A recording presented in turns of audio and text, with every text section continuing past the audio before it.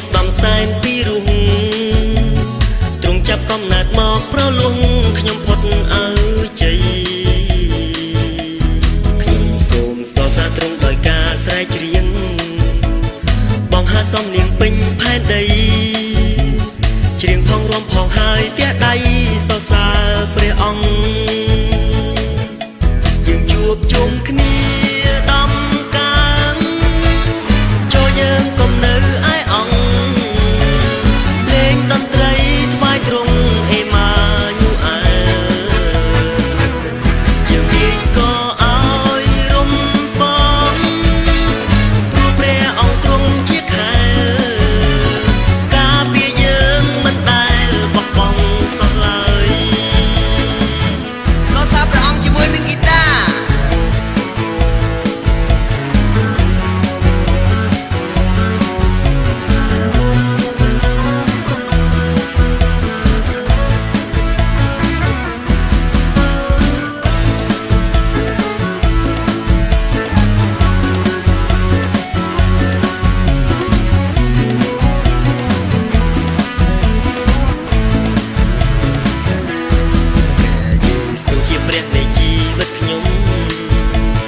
មាននាមឧត្តមសែនពីរុង